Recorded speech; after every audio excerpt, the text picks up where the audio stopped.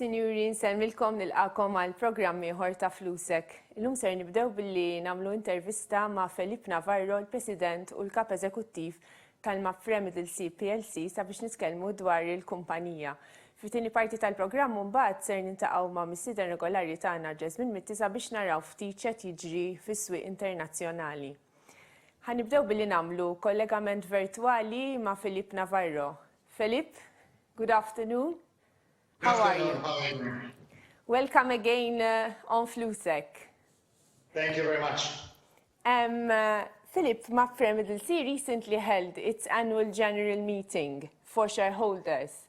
In fact, today I would like to discuss a bit some of the points which you referred to during the AGM. The first question in your presentation, you stated that the company is on the right track and evolving according to the three-year strategic plan between 2019 and 2021. Can you elaborate on this point? Yes, of course. MAPFRE Middlesea is within the MAPFRE Group. What the MAPFRE Group stated, because the MAPFRE Group has a three-year strategic plan that is adopted on a local basis. In the three-year strategic plan for MAPFRE, starting in 2019, the motto of the plan was transforming ourselves for growth and improved profitability. In March this year, as a consequence of the changes in the political and social environment, and of course of the COVID crisis, the group changed his expectation or his targets for the long-term targets. Specifically, the group expects a return in equity on an ROE on average between 8 and 9% for the three-year period of ending in 2021. And his average combined ratio target should be for the three-year period set between 96 and 97%. What I'm proud to say is that Malta not only is achieving those targets, but we are overachieving those targets with a three-year period with a much higher level of premium than the rest of the group in any developed country, and with a level of combined ratio which is much lower than the expectations of the group, and with a level of return on equity which is much higher than the rest of the developed countries. I think that 2020 is going to be a year where we are going to improve those figures, even if we are conditioned by the COVID crisis. Good, very good. In relation to reinsurers, you highlighted the changes in the nature of the risks that Malta is experiencing, like demographics, for example. How will this and other aspects impact the company? The changes of the island are quite evident for somebody that is coming from abroad. When I arrived here 5 years ago, the Maltese GDP per capita was slightly lower than the Spanish one. When I'm going to be 5 years later with a GDP per capita which is going to be much higher than the Spanish one, because Malta is constantly growing and Spain is going to be going for a very big crisis because of the COVID. Looking at the long-term expectations, I mean, the Malta has now a lot of big projects that need a lot of capacity from the reinsurance perspective. The island has a big potential, and this seems like that as from the reinsurance perspective. If you look at the population as well, we are the high income newcomers for the island are looking for a different insurance solutions than the rest of that we had in the previous year. So the market is becoming more sophisticated, bigger in risks. And as well, the kind of claims that we are dealing with are different. I mean, the impact of the last storms. I had 2 big storms in my last 5 years, and the big car accidents that happen in the island are impacting the industry like never before. With regards to innovation, innovation is key to any company, as is IT. This is more evident in the present circumstances. How is the company addressing these issues? Innovation is nothing that happens overnight, so it's the consequence of a long-term strategy. and is one of the key points in our strategy. But I must say that we reacted in the case of this crisis. We reacted very fast. First of all, from an IT perspective, we were able to work. 94% of the company was working from home 5 days after we decided to stop facing clients. And not only that, but we started to develop certain digital tools like digital forms in order to the client to address his request for the company in an orderly manner, and so they could not only buy insurance through the internet, but they can provide us with information about their claims or information about their changes in the different circumstances on the risk very fast and with accurate information. On the other side, we are involved right now in two main big projects, which is changing the core systems on the life insurance company and the non-life insurance company. Life insurance company chose an external solution, which is coming from Israel, a company called Sapient, which is a standard in the life insurance companies.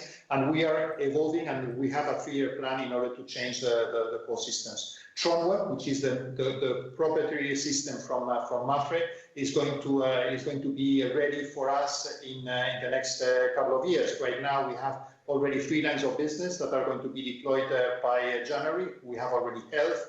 Home is going to be done in the next week, and motor probably by the month of January. So we are going to be able to change the shape of the company and change the IT perspective. So yes, we are investing very much, but it's not, unfortunately, it's not something that we can do overnight. It's something that is a very long-term projects that are involving the company. In your presentation, you also made reference to how revenue is being generated. Has the composition of revenue changed over the years? If we look at the Malta perspective, we are not changing the main figures, because life business is the biggest part of the business, and it's going to continue as being the biggest part of the business, because life business is the company. MSV Life is the biggest company for the group. And more than 80% of the premiums are coming from there. If we look at from the non-life business, and being as well a market leader there, what we tried is to lower the dependency for the motor business. So what we did is to try to reduce the motor business, increasing other lines of business that were profitable for the company, as home and health. That could compensate a little bit and rebalance a little bit the profitability. Looking from the distribution perspective as well, we tried to create a TII network that is going to stabilize the income from the company, together with brokers, agents, and even direct business coming from the non-life business. Mm-hmm. From the life perspective, bank assurance, as in the rest of Southern Europe, is a leading part of the income. Mm-hmm. During your address to shareholders, you made reference to the 2.5 billion in assets under management of MAPFRE MSV Life. How is the business of the life company evolving, and the opportunities that lie ahead in the area of business? You already touched a bit about them. The life.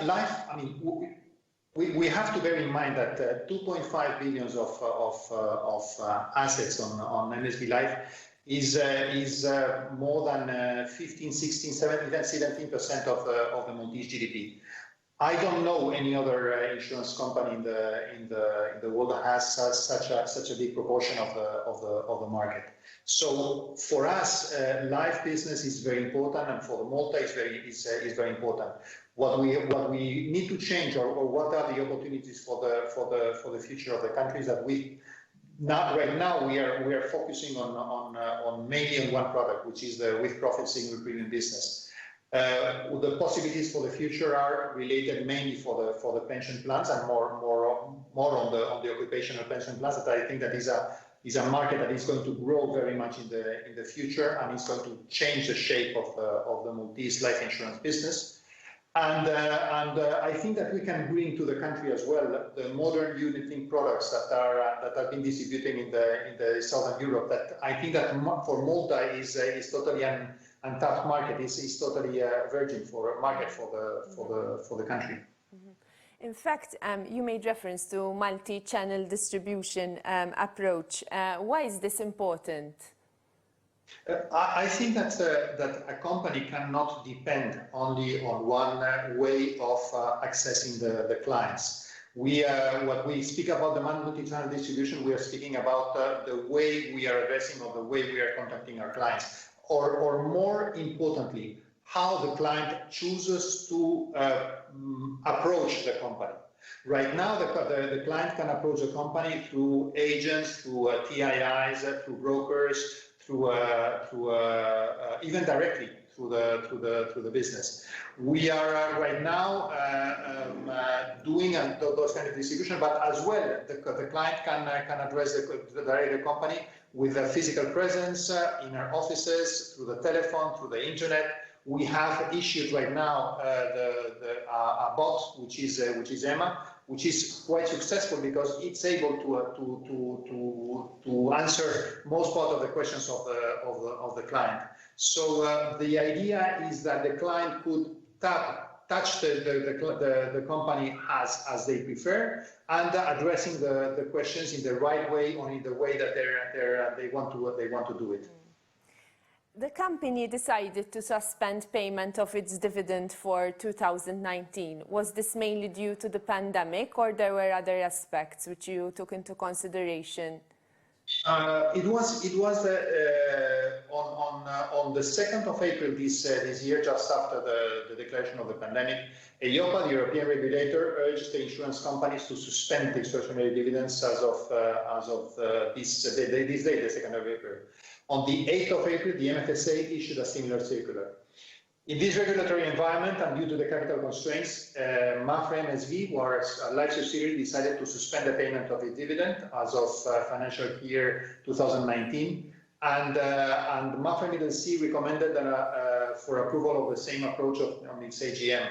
This is a way of consolidate the capital needs of the group level and provide enough capital for a subsidiary company, which is MAPFRE MSV, and was affected by the volatility in the financial markets. In the future, we expect that we can, if we are authorized, coming back to the policy of the dividends that we had in the past. You announced during the annual general meeting that this was your last address to the shareholders. What are the challenges and opportunities for the company going forward? Yes, I mean, this is my last year in the company. For any insurance company, the short term, I mean, if we look at, we divide on the short term and long term. For the short term, we are conditioned by the COVID, what is going to happen, how is going to be the evolution of the GDP, or how is going to be affected the Maltese economy. Those are the big question marks that we are going to face in the very short term. In the long term, I think that as an insurance company, we want to be present for the next decades. Our commitment is always in the long term. If we look at the commitments that we have in the life business, we are looking for 20, 25 years, 30 years in certain lines of business. So we are committed with the country, and we are looking forward to provide for the different stakeholders to a certain stability and to preserve the company, I would say, even for the future generations. So we are here to stay, and we are here to stay providing insurance products to the Maltese market. Thank you very much, Felipe, for that information, and thank you for being with us again, and I wish you all the success in the future. Thank you very much. Ser namlu waqfa qasira ta' ftit minuti issa l ftit riklami ibqgħu magħna.